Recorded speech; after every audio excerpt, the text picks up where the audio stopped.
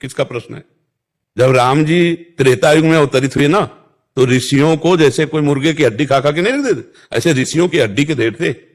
कलयुग में तो कहीं नहीं सुना होगा कि महात्मा को जिंदा आदमी खा रहा है, नहीं सुना ना। त्रेता युग में भगवान राम ने पूछा हड्डियां किनकी हैं, तो ऋषियों ने कहा जान करके अनजान की तरह पूछते हो प्रभु, ये सब ब्रह्म ऋषियों की हड्डियां राक्षसों ने खाकर जमा कर दी। क्या कहोगे अब कलयुग को?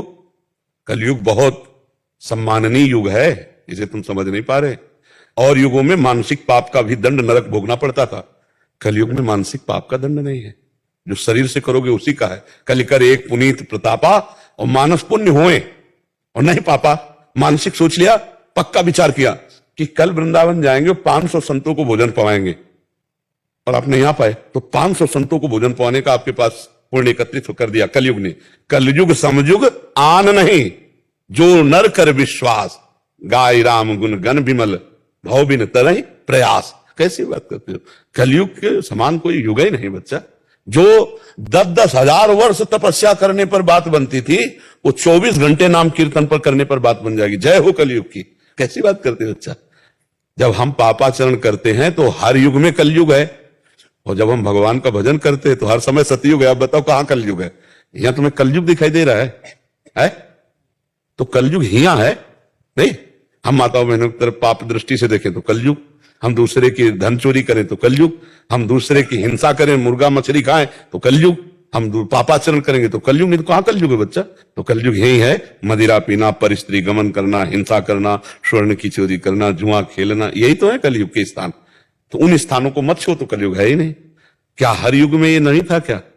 बहुतायत थे, बहुतायत थे, बहुतायत नहीं बोलता है। तब तुम्हें सब शास्त्रों का ज्ञान नहीं, इसलिए तुम्हें पता ले। शराब न पिए, पराई माता बहनों की तरफ गंदी दृष्टि न करे, जुआ न खेले, मांस न खाए, हिंसा और चोरी न करे। ये 5 चीजें न करे, कलयुग एकदम तुम्हें सहयोग करेगा, कभी बाधा नहीं पहुंचाएगा।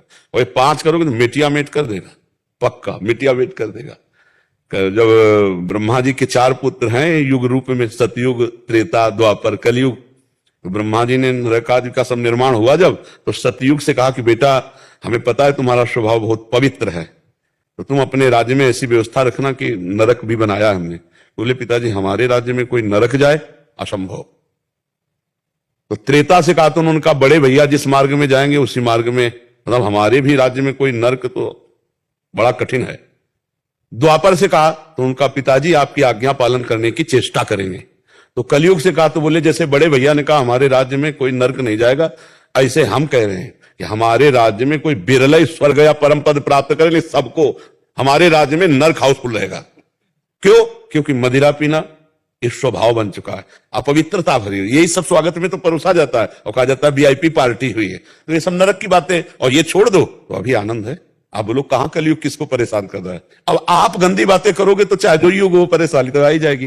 कानून है, धर्मशास्त्र है, फिर वो आपको परेशान कर देंगे। नहीं प्रभु, वो तो बचपन से ही मम्मी पापा ने नहीं सब आदत तो सही चीजों की आदत नहीं डाली है। तो तुम अपने दिमाग में क्या डाल लिया कलयुग के विरोध भाव? प्रभु क्या कह रहे हो, जैसे अभी यहाँ है तब जितनी देर यहाँ है वृंदावन में तब तक तो ये चीजें नहीं होती है। जैसे ही अपने काम पे पहुंचे तो गृहस्थी से भी ये चीजें प्रेशर करती हैं इधर उधर से। नहीं, हम ये कह रहे हैं बच्चा पहले समझो, जैसे बाजार लगी है तो जो चीज हमें नहीं खरीदना वो हमको परेशान करती है क्या? लगी अपनी अपनी बाजार लगी भाई, सब चीज बिक रही। अब हमको जो चीज खरीदनी हमें उस दुकान में खड़े हो जाना है। अब हम ये तो नहीं कह सकते कि पूरी बाजार हटा दी जाए, हमको तो केवल श्री जी के लिए इत्र चाहिए, तो इत्र के सिवा पूरी बाजार में नहीं, ऐसा तो नहीं हो सकता। कहीं मुर्गा भी कट रहे हैं, कहीं बकरा बिक रहा है, कहीं शराब बिक रही है, कहीं तुमको क्या चाहिए? तो भगवान का संसार है, इसमें सब अलग अलग खोपड़ी के अलग अलग खेल हो रहे। तुम कौन से खेल खेलना चाहते हो? अगर तुम कलयुग रहित खेल खेलना चाहते हो तो ये चीजें छोड़ दो, अपने आप आनंदित रहोगे। हमको कोई गिरा कैसे सकता है? हमको कोई कैसे गिरा सकता है? हम ना पिए तो कोई कैसे पिला देगा, हम ना खाएं तो कोई कैसे खवा देगा, हम ना करें तो कोई गलत हमसे कैसे करा देगा? हम राजी हो जाते हैं गलत करने में, क्योंकि हमको लगता है इसमें सुख है, इसलिए हमारा पतन हो जाता है। दोष देते हैं कलयुग का। सो परत दुख पावई, सिर धुनि धुनि पछताए, काल ही कर्म ही ईश्वर ही मिथ्या दोष लगाए। नाम जप करो, गंदे आचरण मत करो, कभी कलयुग नहीं। हमें बताना कभी मिल जाए कलयुग तो। अब गंदे आचरण करोगे तो चाहे जो युग हो, डंडा चलेगा, हृदय जलेगा, दुर्गति भोगनी।